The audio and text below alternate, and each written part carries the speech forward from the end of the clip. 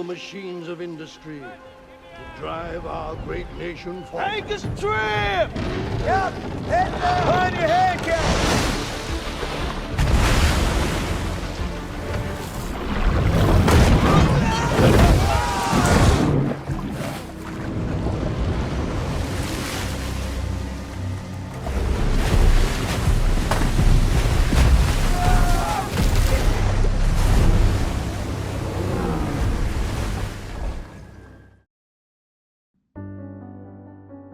Hai teman-teman semuanya, jumpa lagi sama Movie Crop. Gimana kabar kalian? Semoga kalian dan keluarga selalu sehat dan bahagia ya. Nah, kali ini Mimin bakal ceritain film berjudul In the Heart of the Sea. Film bergenre survival petualangan ini dirilis pada tahun 2015 dan diangkat dari kisah nyata. Menceritakan pada tahun 1820-an, ekspedisi tentang pencarian bahan bakar minyak yang diambil dari perut ikan paus raksasa. Kala itu bahan bakar minyak dari perut bumi belum ditemukan. Ekspedisi di tengah lautan ganas ini bahkan memakan waktu selama bertahun-tahun untuk sekali pencarian. Nah, gimana cerita lengkap dari film ini? Nggak usah lama-lama lagi, langsung aja kita masuk ke cerita filmnya.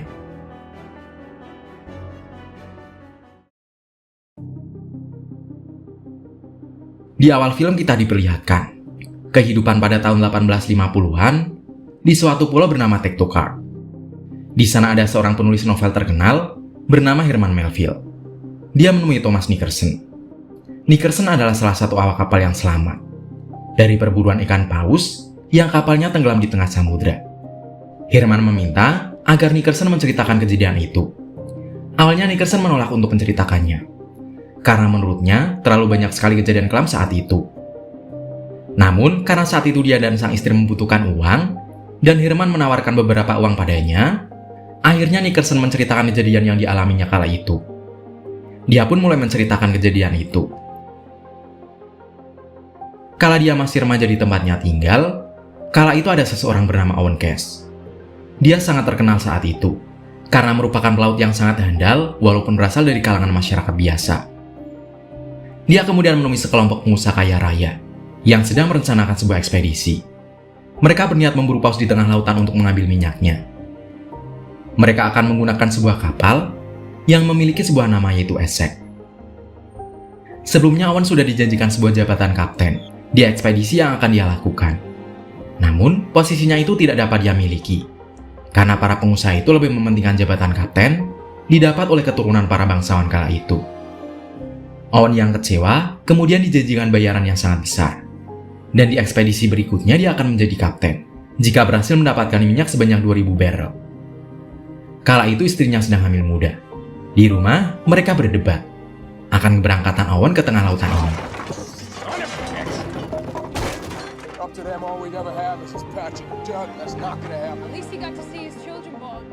Akhirnya sang istri mengizinkan Owen untuk berangkat. Owen menjabat sebagai perwira kelas 1. Dan posisi kapten dipegang oleh George Pollard. Dia adalah pemuda keturunan bangsawan yang belum begitu berpengalaman. Dan saat itu Thomas Nickerson yang masih berumur 14 tahun hanya seorang awak kapal biasa. Di suatu pagi kapal mereka berangkat menuju ke tengah samudra.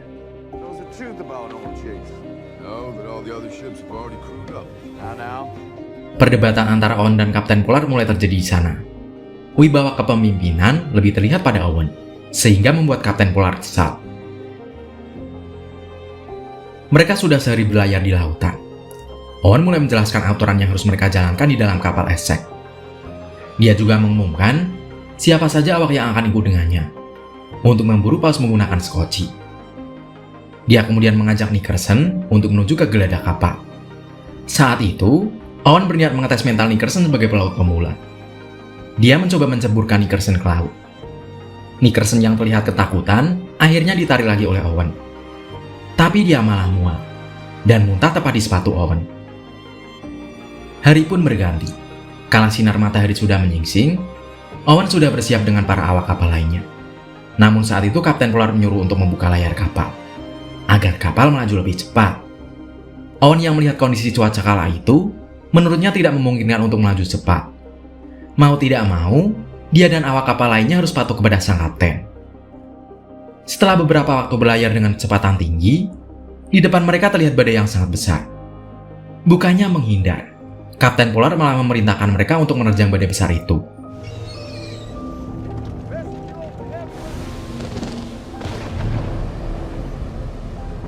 Kapal mulai masuk ke dalam pusaran badai. Amukan gelombang yang sangat besar membuat kapal Essex bergoyang ke sana kemari. Kapten Polar yang tidak mempedulikan peringatan dari Owen malah memerintahkan awak kapal untuk menggulung layar dan juga membelokkan kapal. Namun sayang, yang dilakukannya itu malah sebuah kesalahan besar. Gelombang besar menerjang kapal Essex dari samping. Terdapat kerusakan yang cukup parah di badan kapal.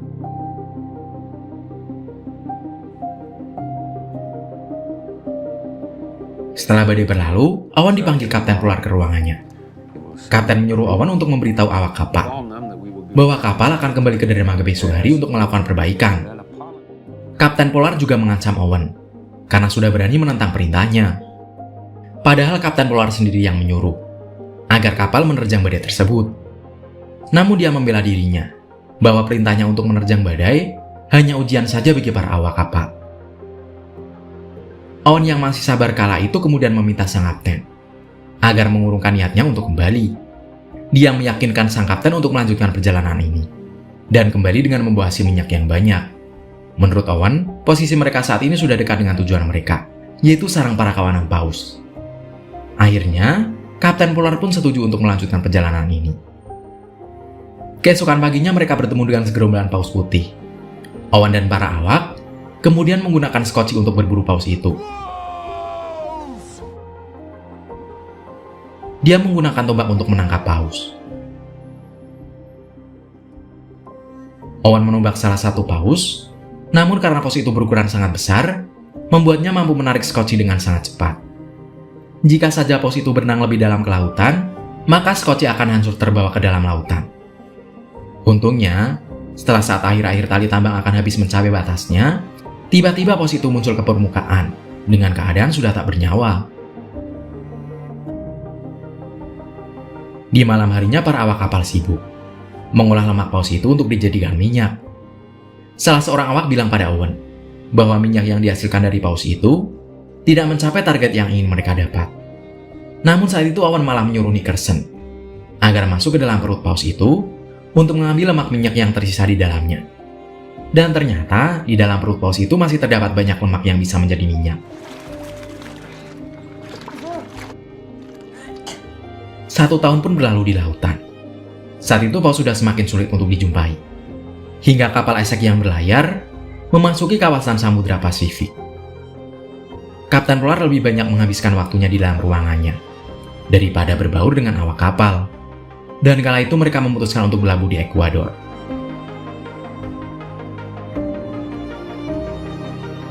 Di sana mereka bertemu dengan sesama pemburu paus asal Spanyol. Pelaut Spanyol itu kemudian memberitahu di mana lokasi ratusan bahkan ribuan paus yang dapat menghasilkan 3.000 barel minyak dalam sehari.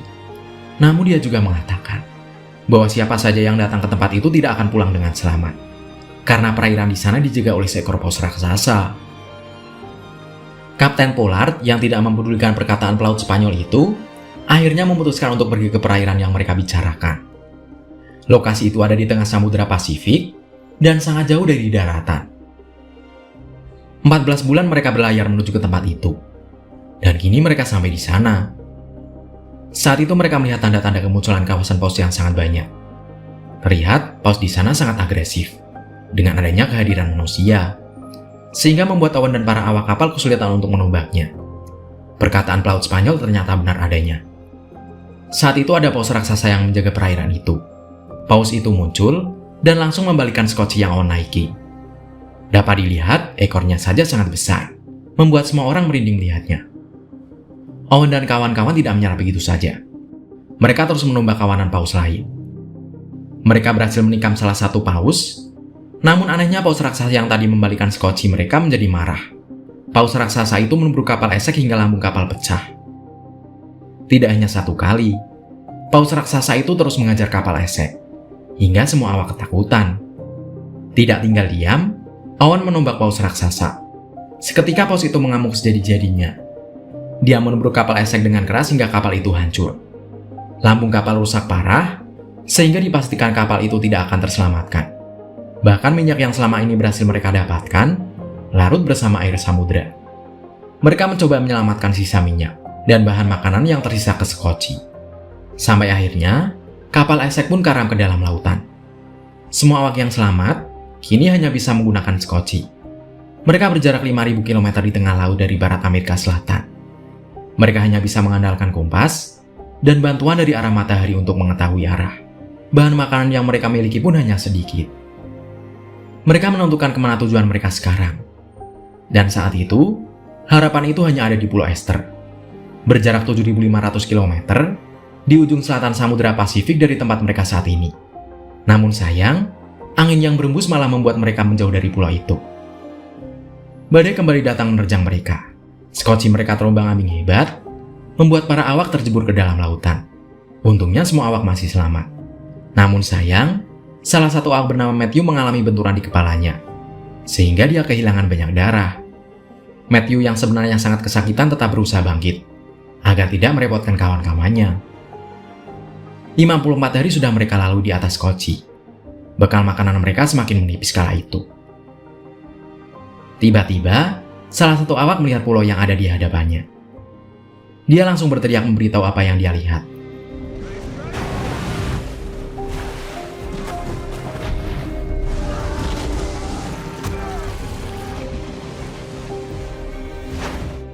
Mereka kemudian bersandar di pulau itu. Di sana banyak sekali tulang belulang manusia di dalam gua. Itu artinya, banyak pelaut yang sudah terdampar di pulau itu. Melihatnya mereka putus asa bisa selamat. Mereka tidak menyerah begitu saja. Di pulau itu, mereka memanfaatkan untuk memperbaiki Skoci, agar dapat mereka gunakan belayar pulang. Matthew yang sakit terlihat pasrah, dan ingin tinggal di pulau itu. Karena dia merasa, usahanya untuk pulang akan sia-sia saja. Kapten Polar dan Owen menggunakan Skoci yang berbeda. Di tengah lautan, tiba-tiba Skoci Polar dan Owen saling menjauh, karena terbawa arus masing-masing. Salah seorang di Skoci Owen juga ada yang meninggal karena kelaparan. Saat salah satu awak akan menceburkan jasad temannya itu ke dalam lautan, Owen melarangnya. Menurut Owen, di keadaan antara hidup dan mati seperti sekarang ini, hanya jasad temannya yang mati itu saja yang dapat mengejar perut mereka saat ini. Sementara itu di kapal Kapten Polar diadakan undian. Siapa yang terpilih harus rela berkorban, agar temannya yang lain dapat bertahan hidup. Namun, saat itu malah Kapten Polar yang terpilih. Kapten Polar yang membuat peraturan itu pun kemudian mengambil sebuah pistol dan meminta anak buahnya bernama Henry untuk menembaknya. Henry kemudian menjawab bahwa dia membutuhkan seorang kapten dan meminta untuk diadakan undian ulang. Kapten Polar tidak mau melakukannya. Dengan terpaksa, Henry mengarahkan senapan itu ke kepalanya sendiri, dan dia pun tumbang saat itu juga. Berhari-hari sudah mereka lalui. Di tengah kecemasan mereka, Skoci Owen dan Kapten Polar kembali bertemu. Ternyata, saat itu paus raksasa masih mengikuti mereka, walaupun mereka sudah sangat jauh terombang-ambing. Owen yang merasa terancam oleh paus raksasa itu, kemudian berniat menembak lagi paus itu. Saat dia bersiap akan menembak paus itu, Owen melihat masih ada mata tombak miliknya dulu, yang tertancap di badan paus itu. Dia pun mengurungkan niatnya untuk menembak paus itu lagi. Paus raksasa itu seakan ingin memberitahu bahwa kekejaman mereka kepada para paus yang membuat nasib mereka seperti sekarang ini. Setelah itu paus itu pergi ke dalam lautan dan tidak mengikuti mereka lagi. Setelah 87 hari bertahan hidup di tengah lautan, dengan kondisi yang semakin mengenaskan, akhirnya mereka melihat burung camar. Itu artinya, mereka sudah sangat dekat dengan daratan. Tak lama setelah itu mereka ditemukan oleh sebuah kapal yang melintas di dekat mereka. 11 Juni 1821, mereka diantar pulang ke rumah mereka di Nantucket. Kedatangan mereka disambut oleh banyak orang di pelabuhan, dan kala itu istri Owen berada di sana bersama anaknya. Saat Owen dulu berangkat berlayar, anaknya masih dalam kandungan. Dan setelah bertahun-tahun terombang-ambing di tengah lautan, anaknya kini sudah tumbuh besar saat dia pulang. Owen dan Kapten Polar kemudian dipanggil menghadap para pengusaha kaya yang mengadakan ekspedisi itu. Mereka sudah rugi sangat besar. Para pengusaha kaya dan Kapten Polar meminta Owen untuk merahasiakan keberadaan paus raksasa. Walaupun Owen diiming-imingi jabatan kapten kala itu, Owen menolaknya. Karena dia tidak ingin ada orang lain yang mengalami kejadian sama seperti dirinya di masa mendatang. Dia kemudian keluar, dan di sana dia bertemu dengan Nickerson yang mengucapkan rasa terima kasih. Nickerson juga berpamitan, karena dia akan pindah dari kota itu. Di persidangan, hanya Kapten Polar yang menjadi saksi atas kejadian yang mereka alami. Tidak diduga, Kapten Polar berkata jujur pada persidangan itu. Dia menceritakan semua kejadian yang dialaminya, bersama dengan Owen dan para awak kapal. Hal itu membuat para pengusaha sangat kecewa. Dan sejak saat itu, Owen memulai aktivitas barunya bersama kapalnya sebagai pedagang. Novel yang berdasarkan kisah nyata, yang dibuat oleh Herman Melville berjudul Moby Dick, akhirnya tercipta. Setelah Nickerson menceritakan semua kisahnya kala itu.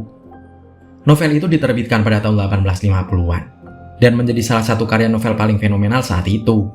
Kemudian, film pun berakhir.